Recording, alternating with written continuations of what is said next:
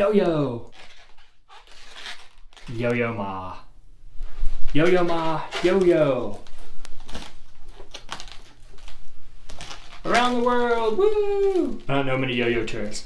Rock the baby! Rock the yo-yo, the baby yo-yo. Yo-yo ma, yo-yo. Yo? Don't worry, I'm not gonna make a baby Yoda yo-yo. Not gonna do it. Nope. Transition.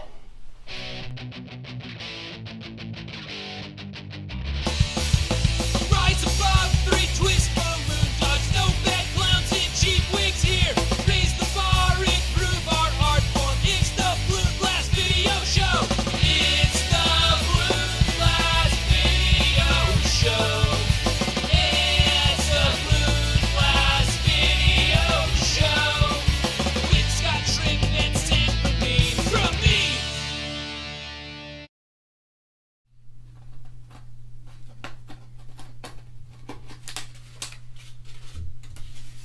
Hey there. Crazy times, huh? You know, in all businesses you have to pivot, and right now, I guess we're scrambling, trying to pivot, fixing some of these candy cup deliveries.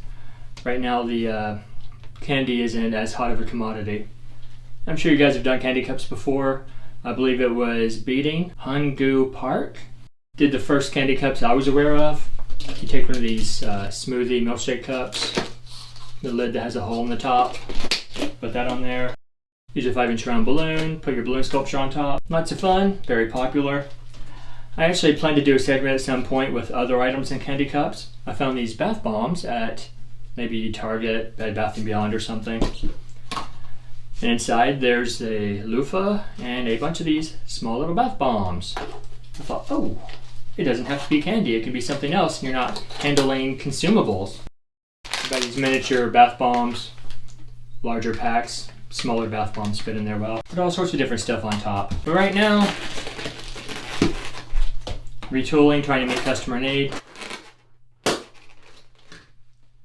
And using one of the most precious resources available at the moment. So what I'm doing, a piece of cardboard, tracing a roll of masking tape around there, cutting out circles, using a razor knife to cut a little X in the bottom, and a slit in the side. You can put a 160 through the X in the bottom. Use a metal chopstick if necessary. So we pull it through, pull off to the side so it bites into that X. Actually, I want to do it the other way around so that the printing is on the inside. And the bottom is just plain cardboard. So a move that I learned from toss-up balloons is you pull that over to the side and into that notch. It holds it in place better. Put a strip of duct tape on there if you want, but it's already classy enough, right? Without adding duct tape. Gonna feed that 160 through there.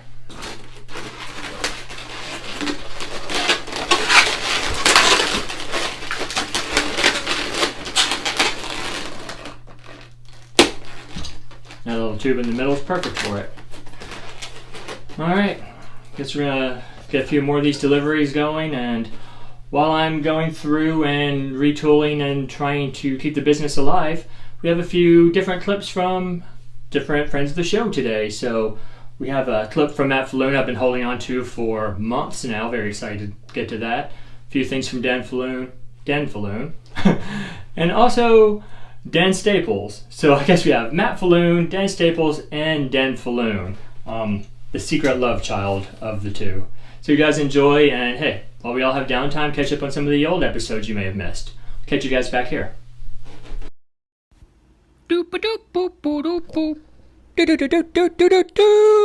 Hi guys, Scott has asked me to come on Balloon Blast today and have a little bit of a in-depth look into innovation and originality and intellectual property rights and how I see it affecting our industry and how my ethical barometer kind of works with all that sort of stuff. I remember back when I was doing magic, Andrew Main's a magician, and he did a whole DVD on tying a knot on the inside of a balloon and giving that away. And he called it a permanent piece of unusual. And for whatever reason, that stuck with me. So I think every balloon sculpture should be a permanent piece of unusual, something that you give away that breaks the rules on what people think a balloon sculpture should be. I found myself, since leaving Magic, often using the line that the reason I left Magic is because I was sick of getting credit for things I couldn't do. I couldn't make the Coke bottle fly, I couldn't make the coin disappear, whereas when I've come to balloons, I can actually do all the stuff that I'm convincing you as an audience that I can do. So when I give a sculpture away, I want that sculpture to be a piece of magic that they can take home.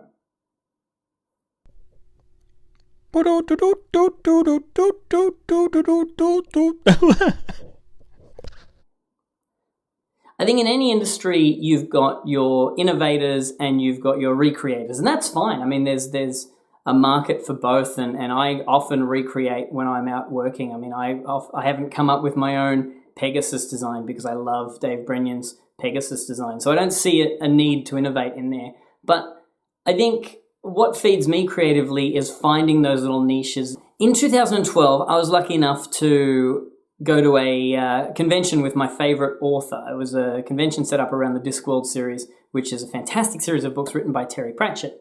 And he writes in the fantasy universe, and the fantasy universe, like balloon twisting, has its staples that everyone uses. Dragons fly, giants turn to stone in the sunlight. You know, there's certain memes, I suppose, throughout fantasy writing that crop up time and time again.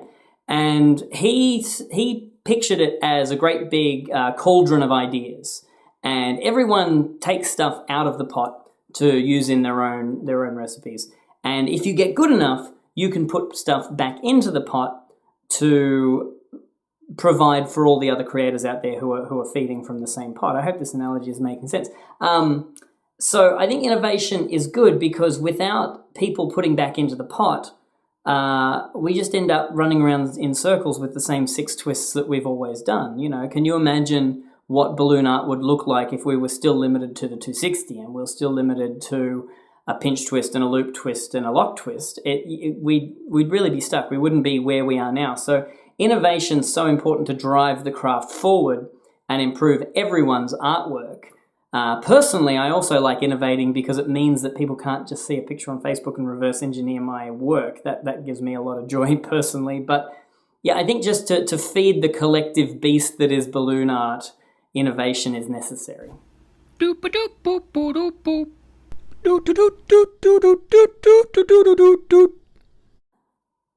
An artist is someone who interprets the world through a medium.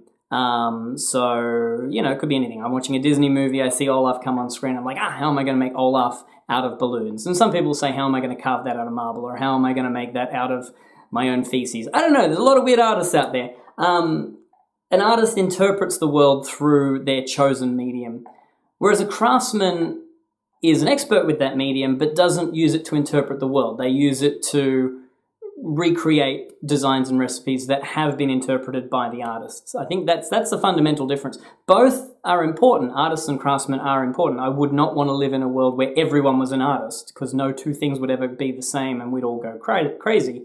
But I also wouldn't want to live in a world where everyone's a craftsman and there's no one adding new ideas in. Do do do do boop boop boop doop. Wait, is it doop or boop? Boop boop doop doop boop. I can make a dog. I can make a bunch of dogs. I'm really good at making dogs. I have 5, 6, 7, 8, 9, 10 go-to designs that I use frequently. The reason I don't use just a single one is because I get really bored.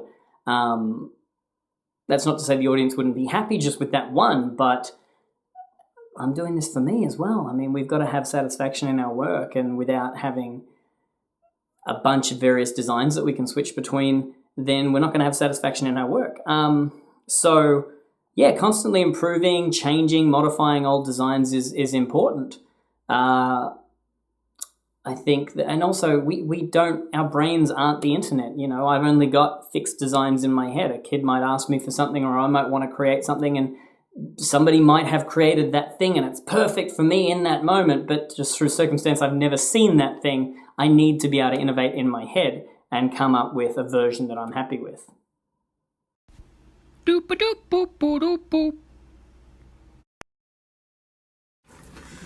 Hey everybody, it's Dan. I climbed out of the bunker for a little while because I wanted to hang out. If you're watching this like super recently, like when this came out in 2020, then oh my god, right? If not, then oh my god, right? So either way, it's crazy, but we gotta stay sane. You gotta do something to stay sane. Maybe you run. I obviously don't. There's a lot of different things you could do, but being creative is really cool. And if you're a balloon artist and you're watching this, that's what makes our job really cool, is you get to be creative. But you need to have like a process, kind of. And what I wanted to share is how I come up with a lot of things. Usually like someone will see something or take a tutorial and you'll watch it and you'll make it a bunch of times. I like to do things different. I like to just experiment. And I like to experiment with different things. Like I like playing with heart-shaped balloons. So shapes are really cool because you can all do all kinds of things with them. So this is a Patalatech heart, obviously, blown up. And I mean, maybe it would just start with me sliding the knot down to give myself some room. And then I'm going to push it out because that makes a different shape. And then maybe I'm going to twist off one of the lobes. Maybe I could do that again. I mean, you could take two of them and you could put them together. But then you got to kind of look at it and like, what does that look like? I mean, that was a body and that was bent. I mean, it could be some kind of animal. Maybe if you added something in, like more heart, I could take two heart balloons and tie them together, and then I can just distort them and push the air down that way, push the air down that way. Then I actually have really nice butterfly wings. Or else, you know what? Could be little angel wings, or they could be. So now, if I connected those first two balloons and put the other two balloons here.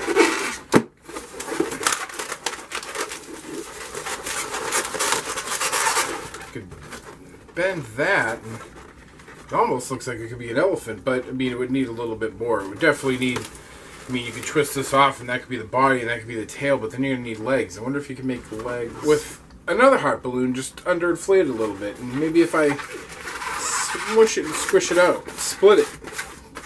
This kind of look like legs. And then with enough positioning and enough imagination, you can make a nice little balloon elephant just out of heart balloons. So try to be creative. Just play with some sizes.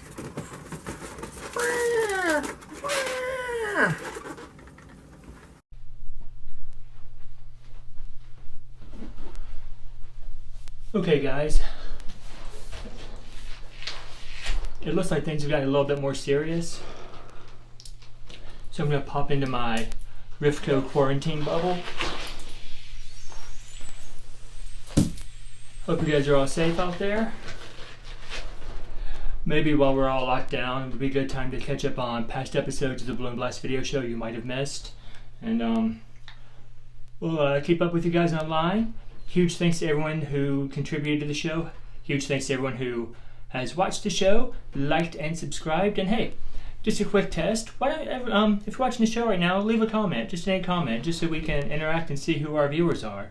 Helps us better produce content for you and serve you guys. Thanks to everyone who contributed, everyone who watched, and yeah, a like and subscribe would be cool. Hope everyone is safe. We get through this, and we'll see you next time. Hopefully better times, good things ahead for us all, and we'll emerge healthier, happier, and ready to rebuild our businesses. And enough talking. I think we all need to go into quarantine. We'll see you guys next time. Buy a bag of balloons with the money we've got. Set them free and break the dawn. So one by one, they were gone. Back at the base, sparks in the software. Flash the message, someone's out there. Floating in the summer sky. 99 red balloons go by. 99 red balloons floating in the summer sky. Panic bells, it's red alert. There's something here from somewhere else. The war machine springs to life. Opens up one eager ride. Focusing it on the sky. 99 red balloons go by.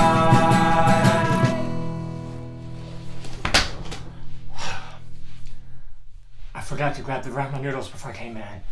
I'm gonna hop over to the kitchen. grab the noodles, and I don't know how many coffee pods I can get in here, but see you next time.